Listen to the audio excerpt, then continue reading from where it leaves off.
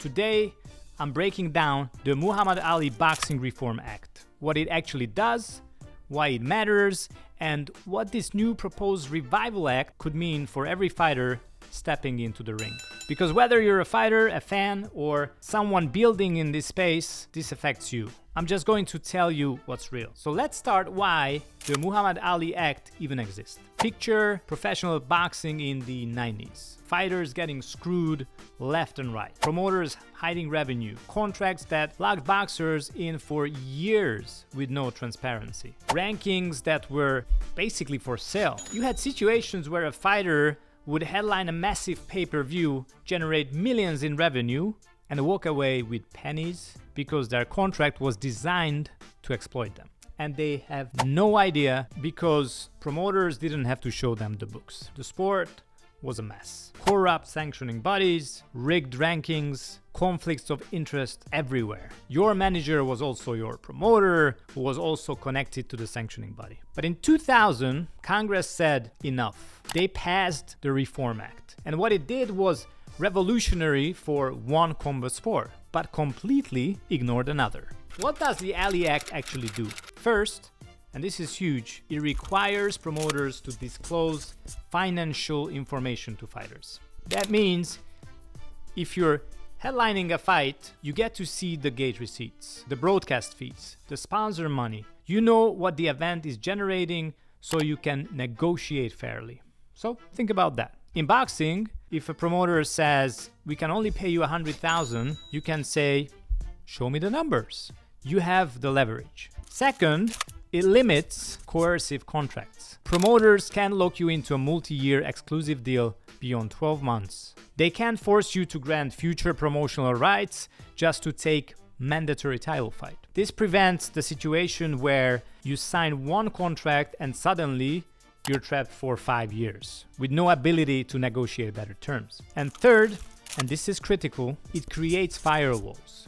Your promoter can be your manager. Your manager can't work for your promoter. The sanctioning bodies have to operate independently. So why does this matter? Because when the same person controls multiple parts of your career, you have zero leverage. It's a conflict of interest designed to exploit you. Fourth, it requires sanctioning organizations to have objective, consistent criteria for rankings. They have to publish those criteria. They have to explain changes to the rankings. And this reduces, though doesn't eliminate, the ability to just buy your way into a title shot. Now, here's what's important to understand. The Ali Act doesn't cover MMA. When I was running karate combat and worked with dirty boxing, we operated under MMA regulations. The Ali Act didn't apply to us, which meant we had more freedom as promoters, but it also meant fighters had fewer protections. And that difference between boxing's protections and MMA's lack of them is at the heart of what's happening right now. A friend of mine once told me something that perfectly captures the difference between these two sports. In boxing, the boxer is the boss. In MMA, the promoter is the boss. And he's absolutely right. In boxing, top fighters have power. They can work with multiple promoters, they can co-promote, they can see the revenue numbers and negotiate based on reality, not promoter storytelling. You've got multiple major promoters, Matchroom, Top Rank, PBC, Mayweather Promotions, and you've got multiple sanctioning bodies too, WBA, WBC, IBF, WBO. Is it perfect? No way. It's very fragmented. It's messy. There is still corruption, but fighters, especially top fighters, have options and they do have leverage. And in MMA, it's a completely different model. The UFC operates in what many would call a monopoly situation. They control the rankings, the fighter contracts, they control the titles, they control who fights whom, they control the broadcast rights, they don't have to disclose revenue to fighters. And here's the thing, I've sat in those contract negotiations, I've been on the promotion side. I know how these deals work. When you run a promotion, you have to balance two things. Providing opportunity to fighters, providing a platform, and also protecting the business. These two things don't always align. At the promotions I launched or work with, we always try to be fair. We want to create platforms where fighters can shine and build their destiny. But at the end of the day, when you're running a business, you have to make decisions that serve the business.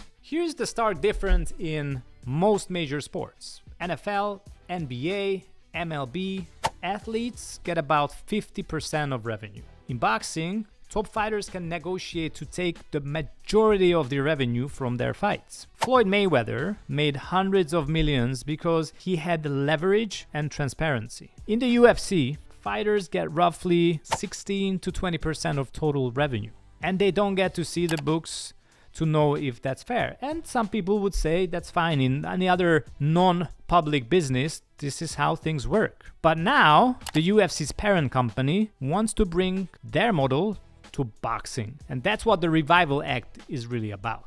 So in July 2025, 2 members of Congress introduced the Muhammad Ali American Boxing Revival Act. Backed by TKO, the parent company of UFC and WWE, this bill would create something called Unified Boxing Organizations, or UBOs. Here's how it would work. The UBO would operate as both a promoter and a sanctioning body. They'd run their own rankings, award their own championships, control matchmaking from top to bottom.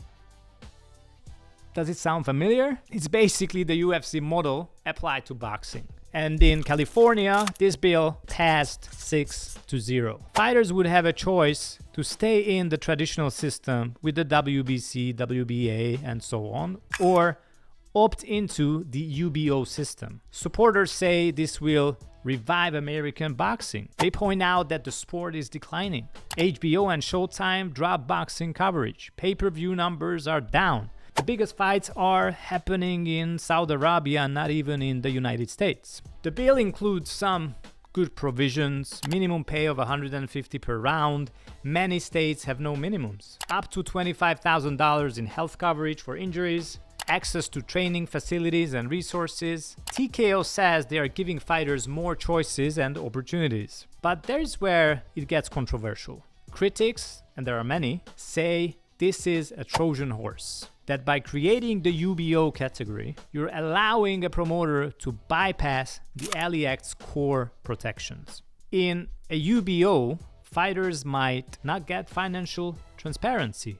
The promoter controls both the promotion and the sanctioning and the rankings. They are internal, not independent. Fighters could be logged into exclusive deals. One boxing insider told the media, this is basically letting the UFC do to boxing what they do in MMA without obeying the Ali Act. And it's not just boxing people saying this. Former UFC fighters, people who've lived in that system, have been showing up to commission hearings to oppose it. Matt Brown, Nate Quarry, Kayan Johnson, Sarah McMahon. These are fighters who competed at the highest level of MMA, and they're saying, don't let this happen to boxing. So, who's right?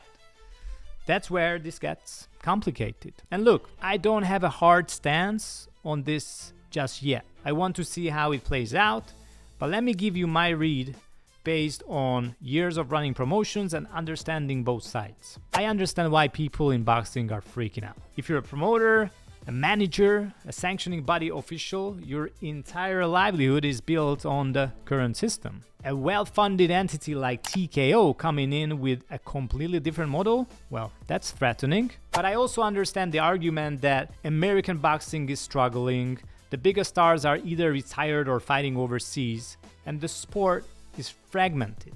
The fights, the outcome of the fights are, sometimes very controversial. Casual fans don't know where to watch or which belts matter. Here's what's undeniable. The UFC operates in a monopoly situation in MMA. That's just fact. Boxing doesn't have that. There are multiple major promoters putting on big fights. Many top athletes essentially represent themselves or act as their own boss. When the Revival Act passes and TKO builds a dominant UBO, does boxing become more like MMA? Probably. Is that good or bad? Depends on who you are, or depends on who you ask. If you're a young, developing fighter, that 150 per round minimum and health coverage might sound great. Maybe you get more fights than 1 or 2 a year. Having access to training facilities and resources, that's valuable. But if you're an elite fighter who would have leverage in the traditional system. Do you want to give that up? I don't think so. You don't want to enter a closed ecosystem where the promoter controls everything. I've been in those rooms, I've negotiated contracts. I know that when managers and lawyers get involved, it gets complicated. Sometimes fighters don't understand what they're signing. Sometimes they don't have better options. We always try to be fair, but fair is subjective. What's fair for business isn't always fair for every individual fighter. And that's tension. The California State Athletic Commission just voted 6-0 to support this bill. That's significant. They are one of the most influential regulatory bodies in combat sports. But this is still just a proposed bill. It has to go through House committees, the full House, the Senate. That process takes time.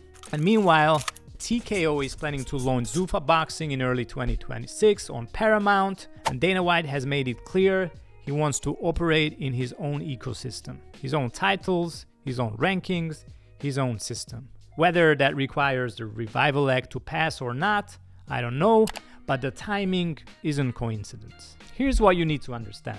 The Muhammad Ali Act was created to protect boxers from exploitation. It requires financial transparency, limits coercive contracts, separates conflicts of interest, and mandates objective rankings. But it doesn't cover MMA. That's why the UFC operates differently than boxing. More centralized control, less fighter leverage. And the Revival Act would create a parallel system in boxing. UBOs that operate more like the UFC model. Whether that's progress or a power grab depends on your perspective and your position in the industry. I genuinely don't know if this is good or bad for boxing yet, but I can see the arguments on both sides. What I do know is this. Anytime there's a major shift in how a combat sport is regulated, fighters need to understand what they're getting into. That's true whether you're in boxing, MMA, Muay Thai, karate. Know your contract, understand your leverage, ask questions. And if you're a fan or someone building in this space, pay attention. Because how this plays out will shape combat sports for the next decade. I break down stories like this every week in my newsletter, the real business moves happening in combat sports before they hit mainstream media. Link is in the description. If you want to understand how the UFC became the money printing machine that's now trying to reshape boxing, check out my video on how the UFC prints money. Hit subscribe, smash the like button, and drop a comment with your take on the Revival Act, and I'll see you in the next one.